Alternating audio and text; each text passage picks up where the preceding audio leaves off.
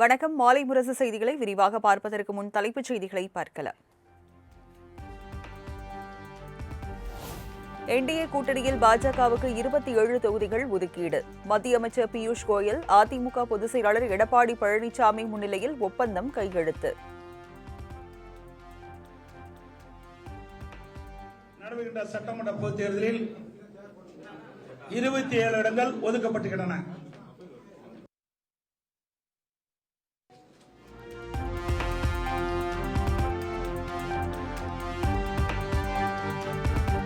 NDA கூட்டணியில் பாமகவுக்கு 18 தொகுதிகள் ஒதுக்கீடு. அதிமுக பொதுச் செயலாளர் எடப்பாடி பழனிசாமி முன்னிலையில் ஒப்பந்தத்தில் கையெழுத்திட்டார் அன்புமணி. மக்கள் கட்சிக்கு 18 சட்டமன்ற தொகுதியில் ஒதுக்கப்பட்டுள்ளன.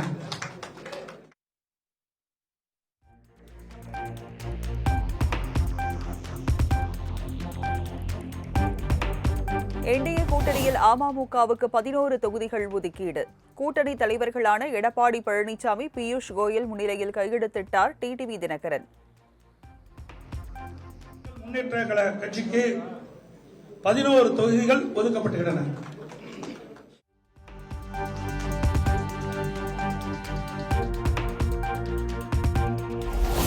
என்டிஏ கூட்டணியில் தொகுதி ஒதுக்கீடு பேச்சுவார்த்தையை புறக்கணித்த தமிழ் மாநில காங்கிரஸ் கட்சித் தலைவர் ஜி.கே. வாசன், தாங்கள் கேட்ட தொகுதிகளை ஒதுக்க முன் வராததால் பேச்சுவார்த்தையில் பங்கேற்கவில்லை என தகவல்.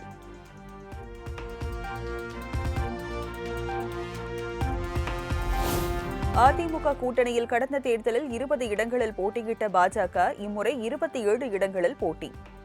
2021 தேர்தலில் 23 தொகுதிகளில் களம் கண்ட பாமக தற்போது 5 தொகுதிகள் குறைத்து 18 தொகுதிகளை பெற்றுள்ளது.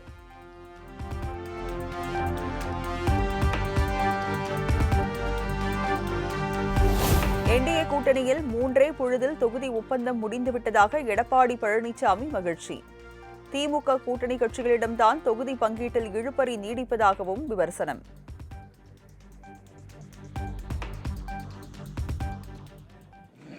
மதியம் முடிவு செய்யப்பட்டது, மாலை அறிவிக்கப்பட்டுள்ளது. எவ்வளவு விரைவாக அறிவிக்கப்பட்டிருக்கிறோம். அதாவது 20 நாட்கள் காங்கிரசுக்கும் திமுகவுக்கும் வார்த்தை போட்டு எந்த பத்திரிகையும் ஊடகமும் விவாத மேலே வைக்கவே இல்லை. எங்களுடைய கூட்டணி அப்படி அல்ல. எங்களுடைய கூட்டணியுடைய நோக்கம் மக்கள் வராத திமுகவை அகற்றப்பட வேண்டும். அந்த எண்ணத்தின் அடிப்படையில் தான் நாங்கள் செயல்பட்டுகிறோம்.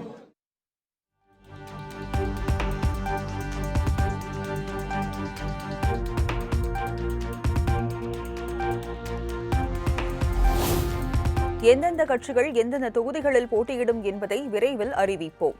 சட்டமன்ற தேர்தலில் 210 இடங்களில் என்டிஏ கூட்டணி வெற்றி பெறும் என எடப்பாடி பழனிசாமி நம்பிக்கை.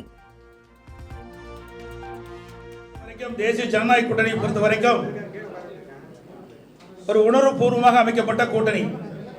எங்களுடைய கூட்டணி வெற்றி கூட்டணி. நடைபெறுகின்ற சட்டமன்ற பொதுத் தேர்தலில் 234 இடங்களிலே 210 இடங்களில் நிச்சயமாக வெல்லும். எங்களுடைய கூட்டணி ஆட்சி கூட்டணியிலே அதிக இடங்களை வென்று அதிமுக ஆட்சி அமைக்கும்.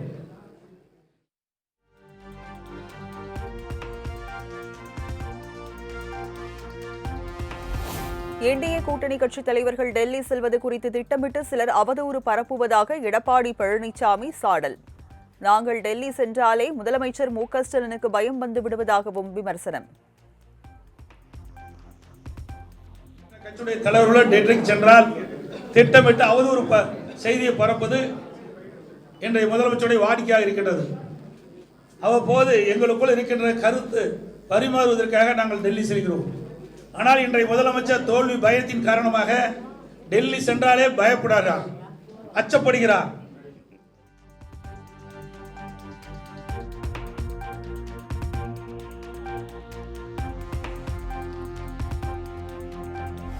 தமிழ்நாட்டில் திமுக ஆட்சியை அகற்றி என்டிஏவை அமர்த்த மக்கள் முடிவெடுத்து விட்டார்கள். தொகுதி பங்கீடு ஒப்பந்தம் செய்த பிறகு மத்திய அமைச்சர் பியூஷ் கோயல் கருத்து.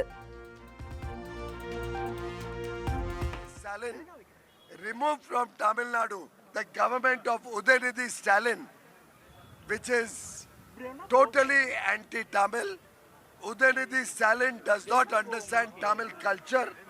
He has no respect for Tamil faith. and the people of Tamil Nadu have made up their mind to elect the NDA.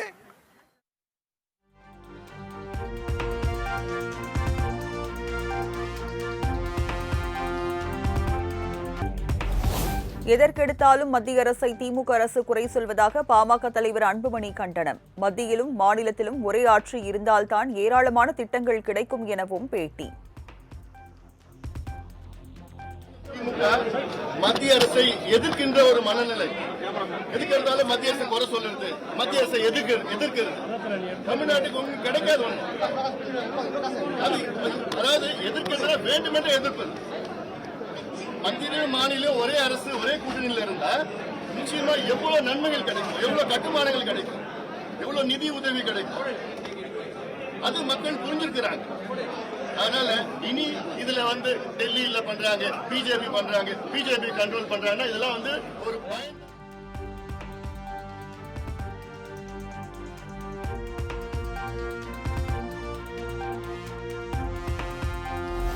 AMMK 11 தொகுதியிலும் குக்கர் சின்னத்தில் போட்டியிடும் என டிடிவி தினகரன் அறிவிப்பு.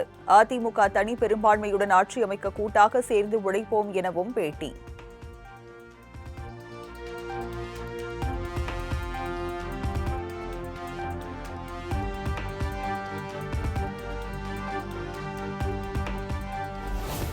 எடப்பாடி பழனிசாமி தலைமையில் இன்று நடைபெறுகிறது அதிமுக மாவட்ட செயலாளர்கள் கூட்டம். பாஜக, பாமக உள்ளிட்ட கட்சிகளுக்கு தொகுதிகள் ஒதுக்கீடு செய்யப்பட்ட நிலையில் முக்கிய ஆலோசனை.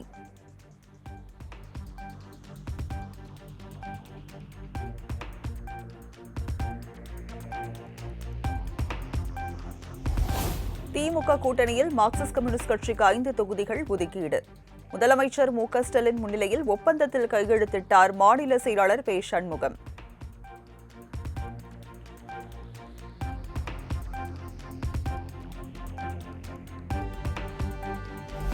திமுக கூட்டணியில் குறைந்த தொகுதிகளை ஏற்றுக்கொண்டது ஏன்? மார்க்சிஸ்ட் கம்யூனிஸ்ட் கட்சி மாநில செயலாளர் பே. சண்முகம் விளக்கம். கம்யூனிஸ்ட் கட்சி எடுக்கக்கூடிய நிலைப்பாடு எந்த விதத்திலேயும் அதிமுக பிஜேபி கூட்டணிக்கு உதவி செய்யக்கூடிய வகையில் இருந்துவிடக்கூடாது என்கிற எச்சரிக்கை உணர்வோடும் நாங்கள் எடுக்கக்கூடிய முடிவு இந்த மதச்சார்பற்ற முற்போக்கு கூட்டணியுடைய ஒற்றுமை அதற்கு குந்தகம் விளைக்கக்கூடிய வகையில் இருந்துவிடக்கூடாது என்ற அக்கறையோடும் இந்த திராவிட முன்னேற்ற கழகம் வழங்க முன்வந்திருக்கிற 5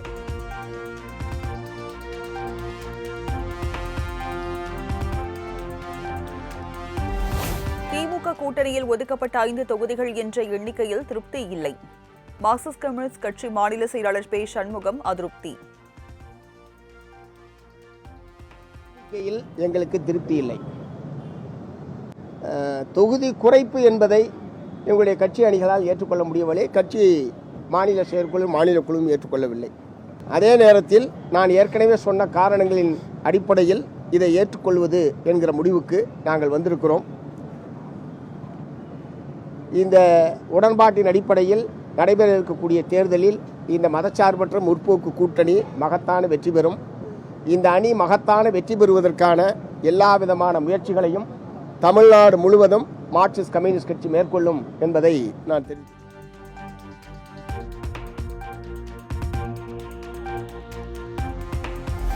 திமுக என்றாலே வளர்ச்சி, திமுக என்றாலே நவீன உள்கட்டமைப்பு, பசுமை பரப்பு, சீரான நடைபாதை, அழகிய பூங்காக்கள் நிறைந்த மாநகரங்களை உருவாக்கி காட்டுவோம் என முதலமைச்சர் மு.க. ஸ்டாலின் உறுதி.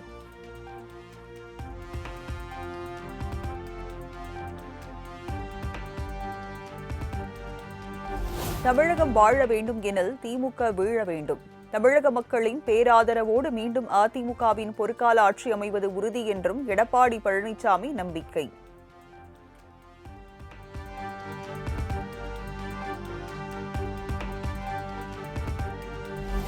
தமிழகத்தில் பாஜக எத்தனை குட்டிக்கரணம் அடித்தாலும் ஒன்றும் எடுபடாது என செல்வ பெருந்தகை காட்டம். பாஜகவுடன் எந்தெந்த கட்சிகள் சேர்கின்றதோ அந்த கட்சிகளை எல்லாம் விழுங்கிவிடும் எனவும் விமர்சனம். சேருகிறதோ அந்த கட்சிகள்லாம் முழுகும் கப்பலில் ஏறுறது தான் அப்படின்னா பிஜேபி முடிவு பண்ணிட்டாங்க. இங்கே என்ன குட்டிக்காரன் அடித்தாலும் எத்தனை அதிமுக கூட்டிகிட்டு போனாலும் தமிழ்நாட்டில் எடுபடாது.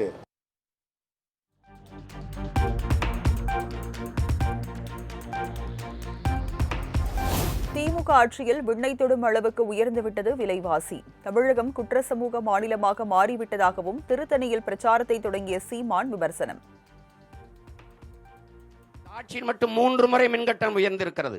சொத்து வரி, ஒரு இடம் வாங்கினால் பத்திரப்பதிவிற்கு கணக்கில்லாத பத்திரப்பதிவு கட்டணம், அத்தியாவசிய பொருள் அரிசி, பருப்பு, பால், முட்டை, நெய், தயிர் இதுகளெல்லாம் விலை ஏற்றம்.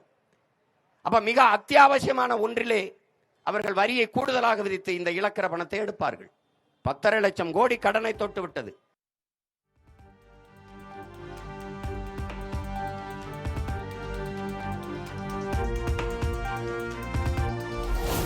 வரும் சட்டப்பேரவை தேர்தலில் திமுக கூட்டணியில் இரட்டை இலக்கத்தில் தொகுதிகளை கேட்டு பெற வேண்டும். 2028ஆம் ஆண்டு மாநிலங்களவை தேர்தலில் விசிகவுக்கு ஒரு இடத்தை கேட்டு பெறவும் விசிக உயர்நிலை குழு கூட்டத்தில் தீர்மானம்.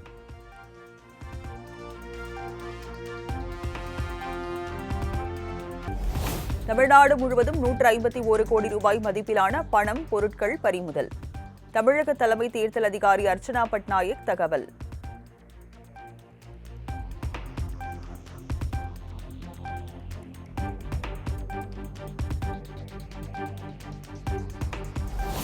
திருநள்ளாறு சட்டமன்ற தொகுதி பாஜக வேட்பாளர் மக்கள் சேவகர் GNS ராஜசேகரன் வேட்புமனு தாக்கல். அம்பகரத்தூர் கோவிலில் சுவாமி தரிசனம் செய்த பின்னர் ஆதரவாளர்களுடன் பேரணியாக சென்று மனு தாக்கல். 5 ஆண்டு காலம் உங்களுக்காக உழைத்தவர், உங்களில் ஒருவராக இன்றைக்கு பாரதிய ஜனதா கட்சியின் சார்பாக தன்னுடைய வேட்புமனுவை தாக்கல் செய்ய காரைக்காலுக்கு புறப்பட்டு விட்டார்கள். அண்ணன் GNS ராஜசேகரன் அவர்களை ஆதரித்து உங்களுடைய பொன்னான வாக்கினை தாமரை தாமரை தாமரை சின்னத்திலே அன்புள்ள கொண்ட வாக்காளர் பெருங்குடி மக்களே.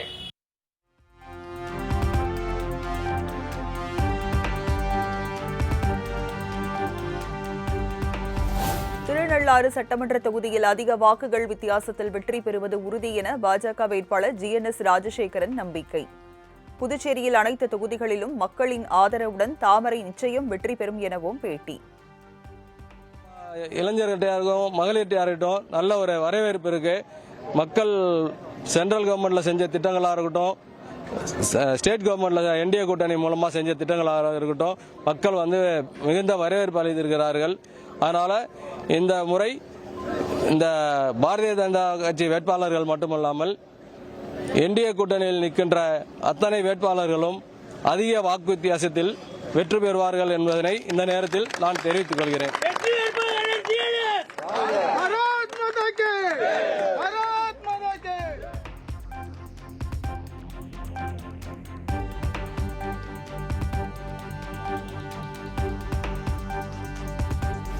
புதுச்சேரியில் 30 தொகுதிகளுக்கான வேட்புமனு தாக்கல் நிறைவு. மொத்தம் 250க்கும் மேற்பட்டோர் வேட்புமனு தாக்கல் செய்துள்ள நிலையில் இன்று பரிசீலனை.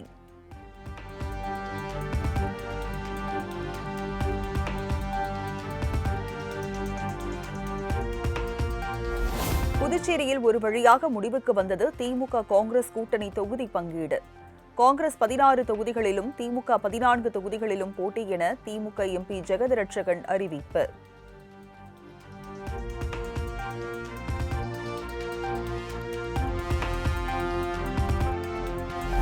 சட்டமன்ற தேர்தலை முன்னிட்டு புதுச்சேரியில் தாவேக தலைவர் விஜய் பிரச்சாரம்.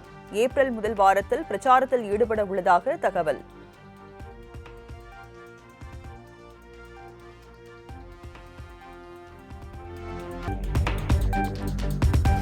புதுச்சேரி காங்கிரஸ் மாநில தலைவர் வைத்திலிங்கத்தின் காரை முற்றுகையிட்ட முன்னாள் முதலமைச்சர் நாராயணசாமி ஆதரவாளர்கள். நாராயணசாமிக்கு சீட் தரப்படாததால் வைத்திலிங்கத்தின் வீட்டையும் முற்றுகையிட்டு முழக்கம்.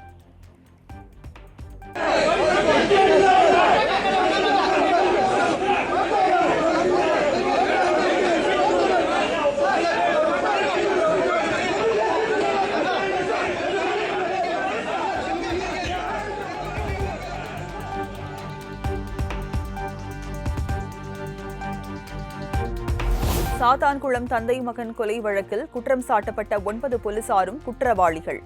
காவல் ஆய்வாளர் ஸ்ரீதர் உள்ளிட்ட 9 பேருக்குமான தண்டனை விவரம் வரும் 30ஆம் தேதி வெளியிடப்படும் என மதுரை மாவட்ட கூடுதல் நீதிமன்றம் அறிவிப்பு.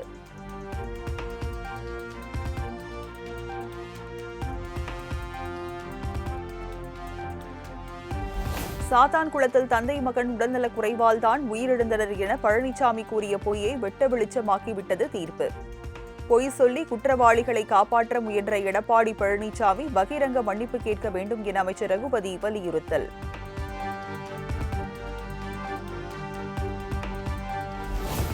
சாத்தான்குளம் தந்தை மகன் கொலை வழக்கில் 9 போலீசாருக்கும் உச்சபட்ச தண்டனை கிடைக்கும் என எதிர்பார்க்கிறோம். காவலர்களால் கொல்லப்பட்ட ஜெயராஜின் மகள் பெர்சி பேட்டி. நாங்கள் அதுக்காக வெயிட் பண்ணுறோம். நீதிபதி உச்சபட்ச தண்டனை கொடுப்பாங்கன்னு சொல்லி நாங்கள் நம்புகிறோம்.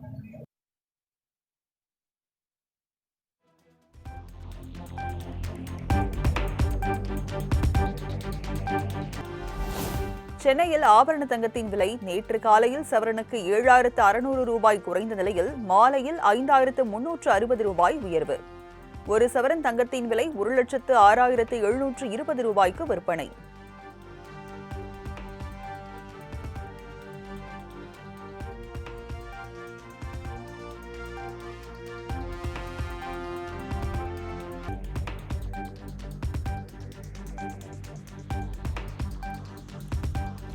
கேரளம், அசாம் மாநிலங்களில் சட்டமன்ற தேர்தலுக்கான வேட்புமனு தாக்கல் நிறைவு.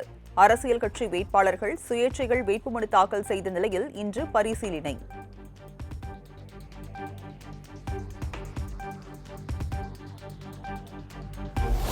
மேற்காசிய போரால் சர்வதேச அளவில் பொருளாதார பாதிப்பு. போரால் ஏற்படும் பாதிப்புகளை என்ற அளவு அரசு குறைத்து வருகிறது என மக்களவையில் பிரதமர் மோடி விளக்கம்.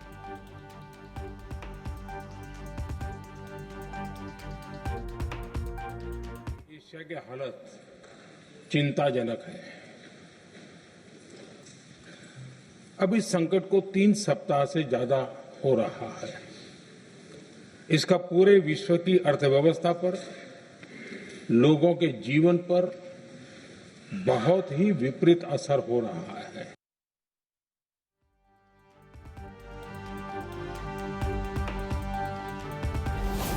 மேற்காசியாவில் இருந்தே நமது கச்சா எண்ணெய் தேவை பூர்த்தி செய்யப்படுகிறது. பல சிக்கல்களுக்கு இடையே எரிபொருள் இறக்குமதி செய்து வருவதாகவும் பிரதமர் மோடி பேச்சு.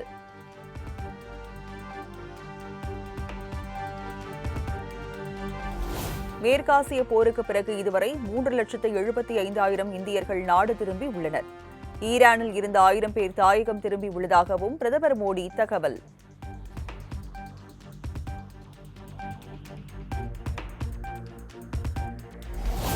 பெட்ரோல், டீசல் மற்றும் எரிவாயு தட்டுப்பாடு விவகாரத்தில் பிரதமர் மோடியால் நாடாளுமன்றத்தில் விவாதிக்க முடியாது. அமெரிக்க அதிபர் டிரம்பின் 100% கட்டுப்பாட்டில் மோடி இருப்பதாகவும் ராகுல் காந்தி சரமாரி விமர்சனம்.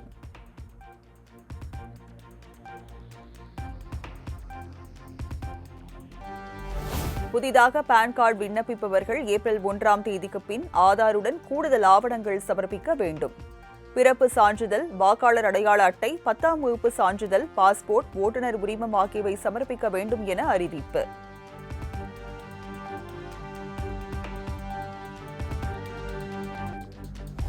அமெரிக்க அதிபர் டொனால்டு டிரம்ப் ஒரு கோமாளி என ஈரான் ஊடகங்கள் விமர்சனம். ஈரானுடனான பேச்சுவார்த்தைக்கு பிறகே 5 நாள் போர் நிறுத்தம் என டிரம்ப் அறிவித்த நிலையில் விமர்சனம்.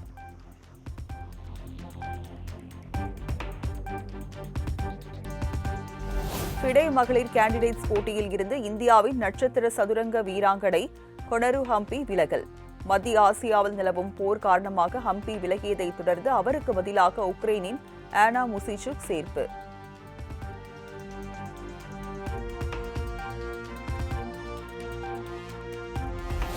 ஓய்வு பெற்ற கிரிக்கெட் வீரர்கள் பங்கேற்கும் வேர்ல்ட் சாம்பியன்ஷிப் ஆஃப் லெஜெண்ட்ஸ் தொடரின் 3வது சீசனில் வங்கதேசம் அணி சேர்ப்பு. ஏற்கனவே இந்தியா, பாகிஸ்தான் என 6 அணிகள் இடம்பெற்றுள்ள நிலையில் புதிதாக வங்கதேச அணிக்கு இடம்.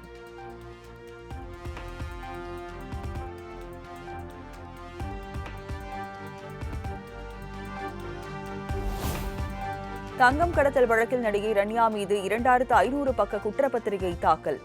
அமலாக்கத்துறை அதிரடி நடவடிக்கை.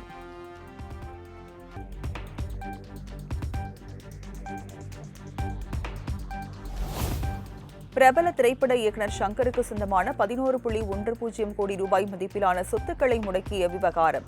அமலாக்கத்துறை விளக்கமளிக்க கால அவகாசம் கேட்டதை அடுத்து வழக்கு விசாரணை ஜூன் 15ஆம் தேதிக்கு ஒத்திவைப்பு.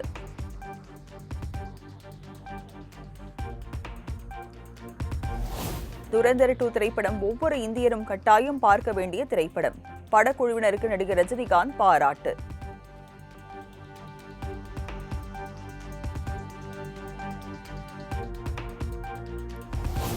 விசாகப்பட்டினம் கடற்கரையில் தனது தோழிகளுடன் நடிகை ஸ்ருதிஹாசன் கொண்டாட்டம். புகைப்படங்கள் இணையத்தில் வைரல்.